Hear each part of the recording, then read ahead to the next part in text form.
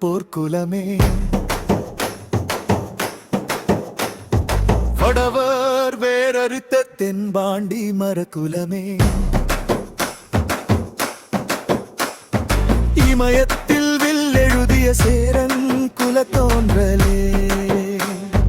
உன்னி அறிய உலகம் உன்னை தெரிய